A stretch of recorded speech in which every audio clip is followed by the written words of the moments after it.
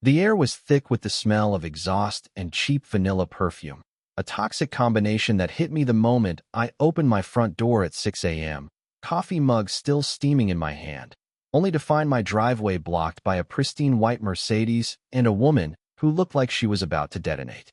Patricia Patty Thorne, the self-appointed queen of the Oakwood Preserve Homeowners Association, was literally screaming at the top of her lungs, veins bulging in her neck, shouting, "We will seize your property by force if we have to."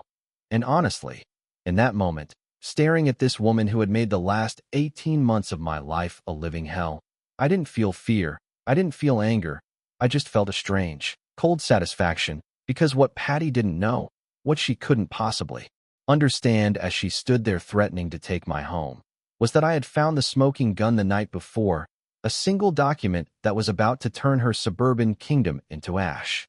Let's rewind a bit, because to understand why a middle-aged electrician was standing on his porch facing down a suburban tyrant, you have to understand the dream I was chasing. My name is Caleb Vance.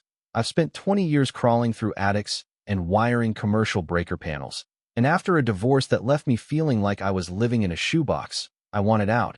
I wanted silence. I wanted a place where I could park my work van without a clipboard-wielding manager hyperventilating. So, when I found this 1940s farmhouse on Old Mill Road, a sprawling 2.3-acre plot that smelled like pine needles and freedom, I thought I had won the lottery.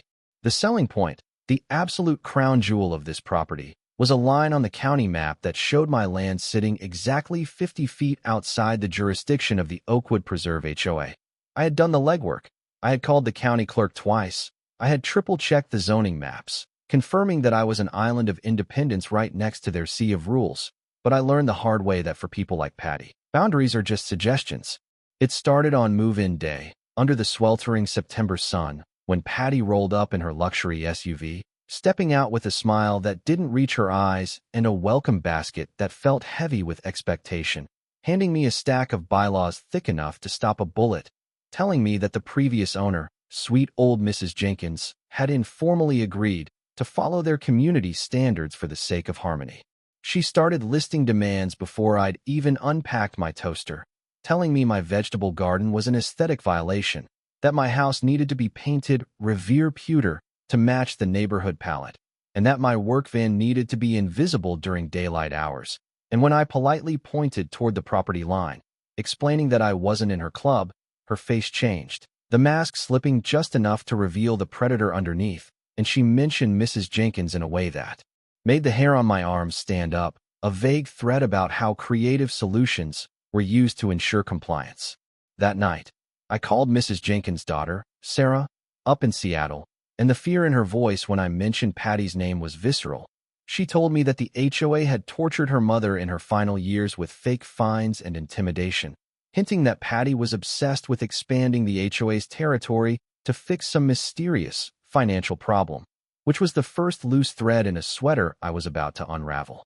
The war began with paper, bright orange violation notices taped to my door like declarations of war, citing me for unauthorized exterior modifications because I fixed a loose shutter, demanding $150 a day for replacing a rusty hinge without approval, followed by citations for my commercial vehicle, for my grass height, for my mailbox angle, all stamped with the seal of the Oakwood Code Enforcement Division, which sounded impressive until you looked closer. Being a tradesman, you develop a sense for when something isn't built to code, and these citations smelled wrong. The font was off, the language was too flowery, so I called the actual city code enforcement office during my lunch break, and the silence on the other end of the line when I gave them the citation numbers told me everything I needed to know. They had no record of any violations on Old Mill Road, meaning Patty was forging government documents, a felony in most states. But she was just getting started. She escalated from paper to personnel, showing up with a woman she introduced as the compliance coordinator, pulling out a tape measure to document that my hedges were 3 inches too tall, treating my front yard like a crime scene. And when I told them to get off my property, Patty dropped the pretense of politeness entirely, threatening my business reputation, hinting that unprofessional conduct allegations could ruin a contractor, which was the moment I realized this wasn't just a nuisance, it was a threat to my livelihood.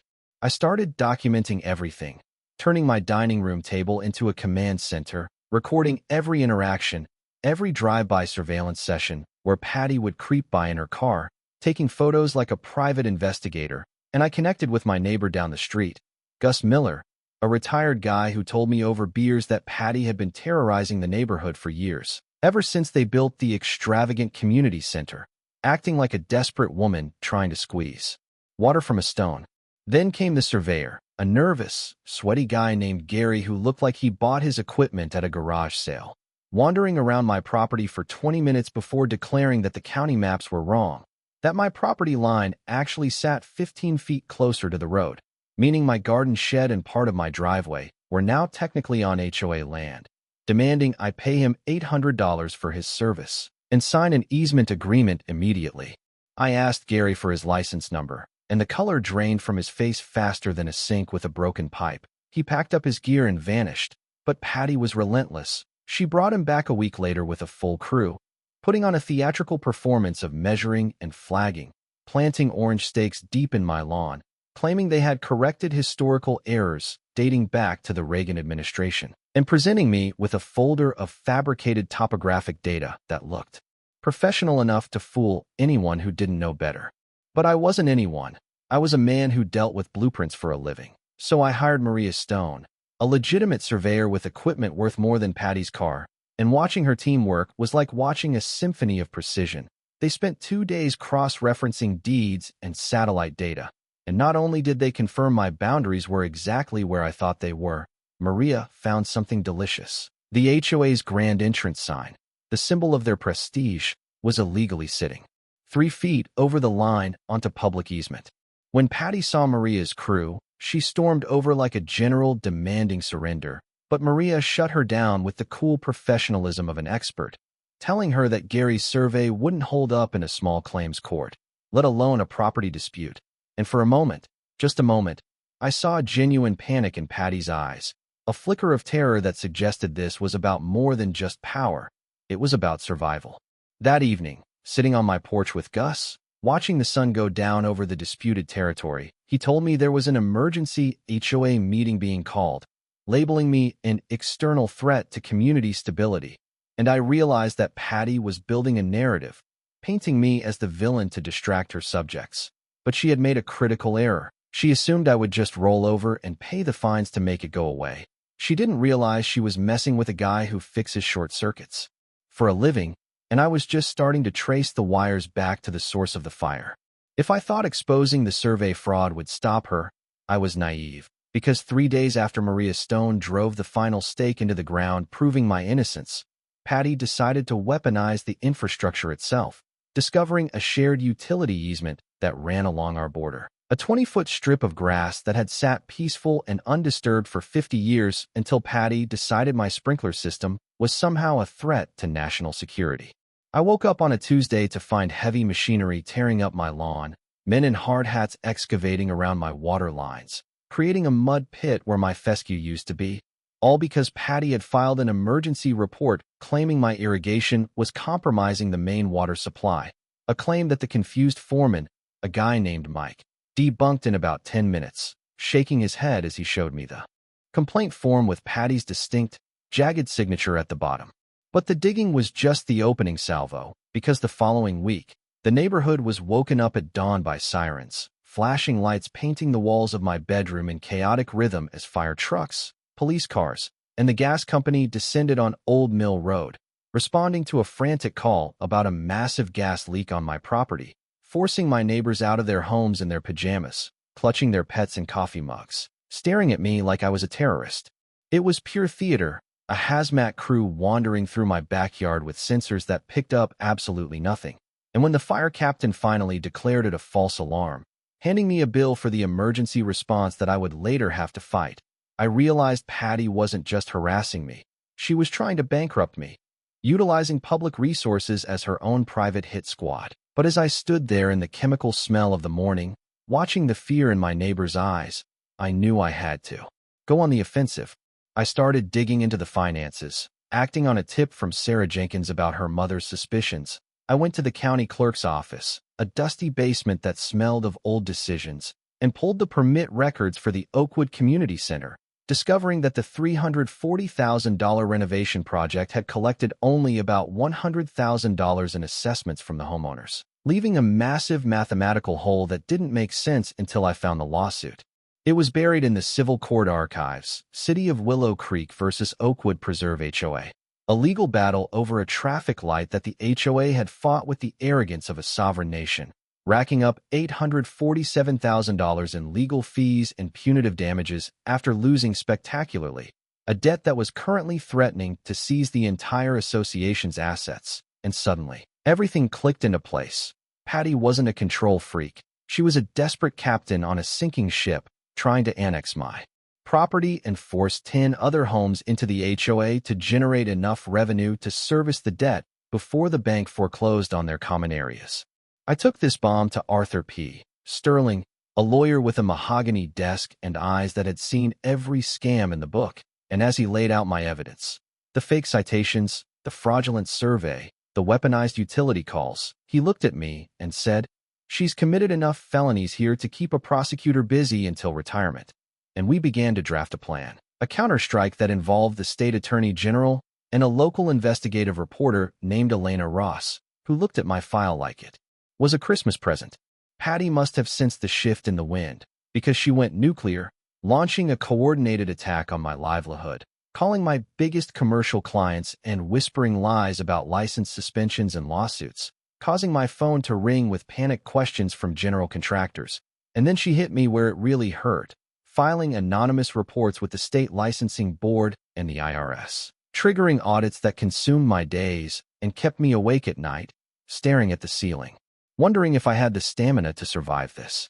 It was the darkest moment of the entire ordeal, sitting at my kitchen table surrounded by tax returns and wiring schematics, feeling the walls closing in, until Sarah Jenkins called me with a voice trembling with excitement, telling me she had found her mother's old microcassette recorder, a relic from the 90s that contained audio diaries and, more importantly, recorded conversations with Patty.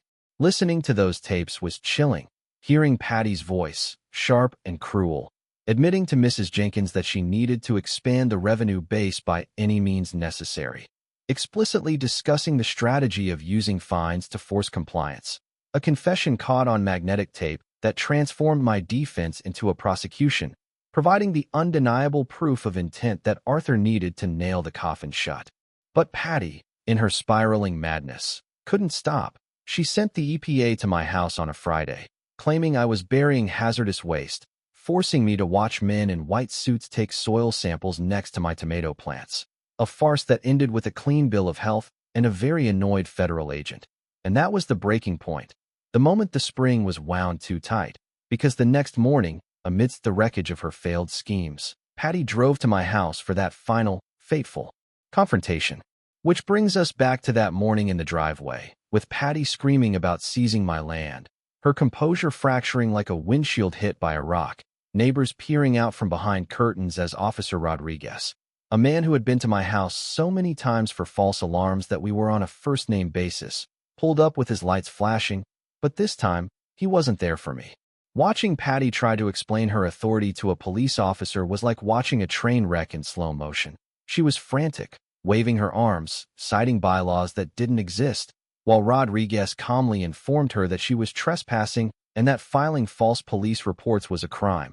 And as he handed her a citation, a real one, not the fake yellow one she loved so much, I saw the realization hit her that the shield of her office had finally shattered, leaving her exposed to the cold reality of the law.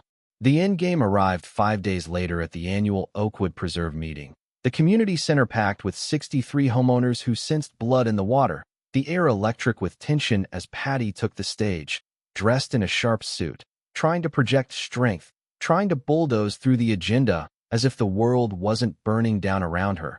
But the moment she opened the floor, I stood up, not with anger, but with a box of documents and a laptop connected to the projector.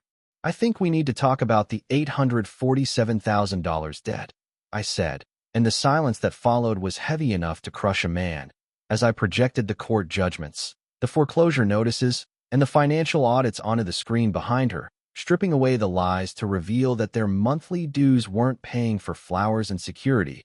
They were paying for Patty's ego, and a legal battle they had already lost. Patty tried to scream over me, calling me a liar, a conspirator, but then I played the tape. Mrs. Jenkins' voice filling the room, frail but defiant, followed by Patty's own voice admitting to the fraud, and the room erupted, the shock turning to fury as neighbors realized they had been played, that their financial security had been gambled away by a woman who viewed them as nothing more than checkbooks. Arthur Sterling stepped forward then, serving her with the lawsuit in front of the cameras from Elena Ross's news crew, and the police moved in, not to arrest me, but to escort Patty out as the board members scrambled to distance themselves from the blast radius. And as she was led away, still muttering about community standards, I didn't feel triumph. I just felt a profound sense of relief. The weight of 18 months of harassment lifting off my shoulders. The fallout was swift and brutal. The district attorney filed felony charges for fraud, harassment, and elder abuse, leading to a plea deal that saw Patty banned from ever holding a leadership position again, stripped of her real estate license, and forced to sell her home to pay restitution, while the community, now led by Gus Miller, restructured the debt and saved their homes, emerging from the darkness with a new commitment to transparency. Life on Old Mill Road is quiet now, the way it was always meant to be. The birds are singing, the fake surveyors are gone, and my property line is respected. But as I sit here on my porch, watching the sun dip below the trees, I can't help but wonder about the cost of peace. We like to think of justice as this inevitable force, but the truth is, if I hadn't had the money to hire a lawyer, if I hadn't known how to read a blueprint, if Mrs. Jenkins hadn't recorded those tapes, Patty would have won. It makes you ask the uncomfortable question: how many Pattys are out there right now, ruling their little kingdoms with fear and fake paper, destroying lives because no one has the resources to fight back? Is the system really designed to protect us, or does it just protect the people who know how to manipulate it? And what would you have done if she came for your house? Would you have fought, or would you have folded? Let me know in the comments, because this fight is over, but the war for our homes? That never really ends. Stay safe out there, and check your property lines.